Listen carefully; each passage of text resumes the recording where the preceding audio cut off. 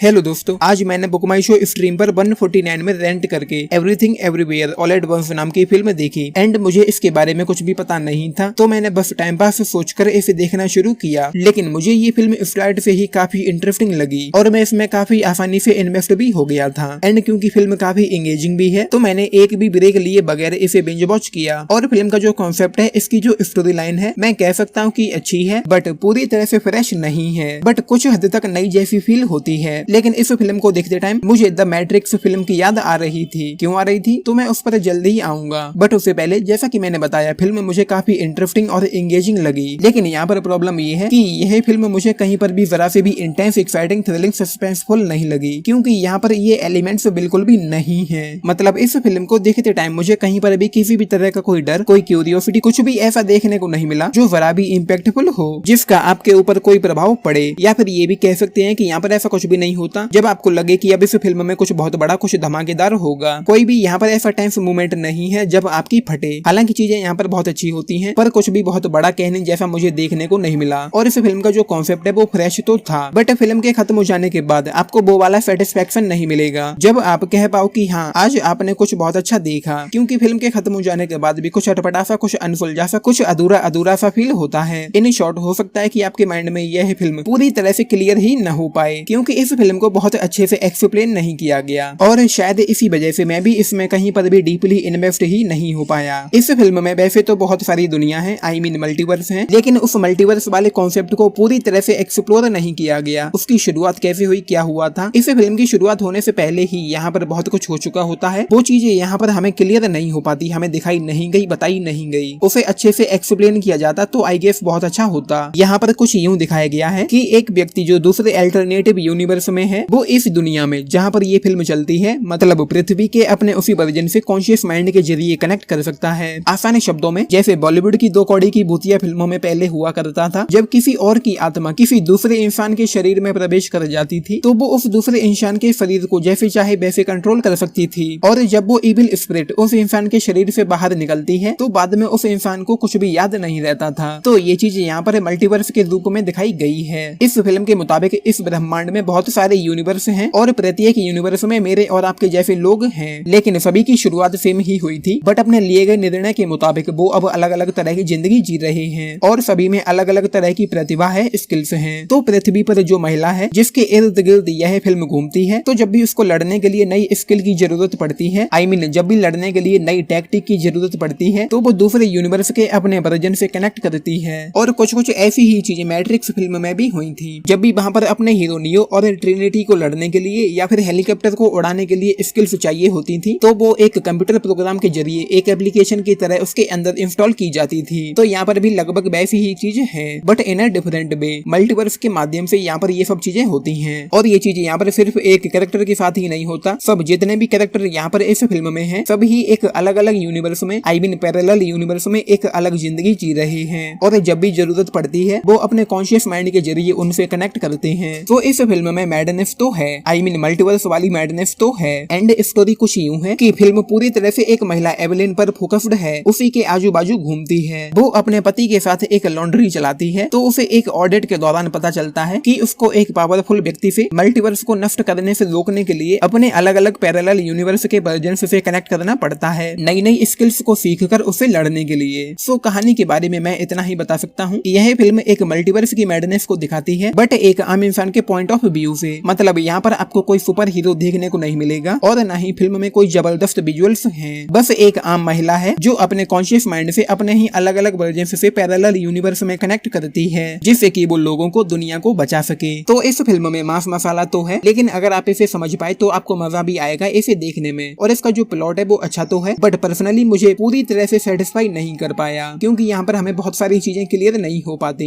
ऊपर से फिल्म लगभग पूरी तरह से ही ठंडी है, आई मीन जैसा कि मैंने कहा भी, यहाँ पर इस फिल्म में किसी भी तरह की टेंस इंटेंसिटी, कुछ भी ट्विस्टिंग, थ्रिलिंग, सस्पेंसफुल जैसा नहीं होता। बस एक्शन ही चलता रहता है, बिना ये साफ तौर पर क्लियर हुए कि जेमी ली कर्टिस का क्या एजेंडा है, जिस वजह से वो उसे उस ऑफिस में लड़ती है। हालांकि जॉय का क्या एंगल है वो तो समझ में आता है, और फिर इन सब के बावजूद चीजें यहाँ पर बहुत ज्यादा कंफ्यूजिंग भी होती हैं। बट इन सब के बावजूद मैं इस फिल्म में लगभग पूरी तरह से ही इन्वेस्टेड था। लेकिन जब फिल्म 35-40 मिनट की रह जाती है, जब हमें स्क्रीन पर वो पत्थर दिखाई पड़ते हैं जो इन दोनों माँ बेटी का ही एक अलग यूनिवर्स में एक वर्जन था, तो वहाँ पर मैं अचानक से इससे डिस्कनेक्ट होने लगा था। लेकिन अंत में कुछ चीजें अच्छी भी होती हैं। फॉर एग्जाम्पल वो सबकी प्रॉब्लम्स सॉल्व करती है। लेकिन जॉय और एल्विन के बीच अंत में जो फाइट होती है, जो अलग अलग यूनिवर्स से होकर गुजरती है, वो मुझे बहुत अच्छी लगी। सो इस फिल्म का मास मसाला अच्छा है, ड्रामा बहुत ज्यादा इंटरेस्टिंग है और ये मुझे कहीं पर भी बोर नहीं कर पाई। इसकी लेंथ जो थी वो ज्यादा फील नहीं होती एंड इसका स्क्रीन प्ले भी काफी ज्यादा एंगेजिंग है। मैं कह सकता हूँ कि जब मैं एंड में इससे डिस्कनेक्ट हुआ था, उससे पहले तो ये फिल्म मुझे अपने साथ लगभग पूरी तरह से ही होगन वो करके रखे हुए थी, बट मैं शांति से इसे देखता जा रहा था। लेकिन मेरे अंदर वो वाली एक्साइटमेंट, क्यूरियोसिटी नहीं थी इसके लिए, क्योंकि जैसा कि मैंने कहा, एक्शन को छोड़कर कुछ भी यहाँ पर बहुत अच्छा, बहुत बड़ा नहीं होता। और जो मल्टीवर्स वाला कॉन्सेप्ट है वो पूरी तरह से माइंड में क्लियर नहीं हो पाता। वो मुझे कुछ अधपका सा फील हुआ। हालांकि यहाँ पर अच्छा खासा पोटेंशियल था, बट ट्रीटमेंट उतना ग्रेट कहने जैसा नहीं था और फिल्म का प्रेजेंटेशन, एग्जीक्यूशन मुझे अप टू मार्क नहीं लगा। बट इसकी राइटिंग काफी हद तक टाइट कही जा सकती है। सो जैसा कि मैंने कहा, फिल्म का एक्शन तो बहुत अच्छा है। एक्शन सीक्वेंसेस को देखने में मुझे बहुत मजा आया एंड एक्टर्स तो बेहतरीन परफॉर्मेंस यहाँ पर ऑफकोर्स मिशेल येहो की ही है, जो एवेलिन के किरदार में है। बट उनके अलावा जो दूसरे 3 एक्टर्स लीड में हैं, जॉय और बेमोंड, जो उनकी बेटी और पति के किरदार में है, और उन दोनों के साथ ही साथ जेमिली कर्टिस भी बहुत अच्छे लगते हैं। सभी ने ही अपना अपना बहुत अच्छा दिया है और कैरेक्टर्स को भी यहाँ पर काफी अच्छे से एस्टेब्लिश किया गया है। मैं स्टार्ट में ही कैरेक्टर्स में पूरी तरह से इन्वेस्ट हो गया था। सो मैं कहूंगा कि फिल्म अच्छी तो है, बट मुझे पूरी तरह से सेटिस्फाई नहीं कर पाई एंड एक्शन को छोड़कर कुछ भी ऐसा नहीं था जिसे देखकर मुझे यहाँ पर मजा आया हो। और यहाँ पर कुछ सीन्स हैं जो इसे एक एडल्ट 18+ फिल्म बनाते हैं। सो ये फिल्म 3.5 स्टार्स तो डेफिनेटली डिजर्व करती ही है। That's my rating for everything everywhere all at once. मैं चाहता हूँ कि आप इस वीडियो पर रिएक्ट बच करें, फिर चाहे आप लाइक करें, dislike, it's up to you.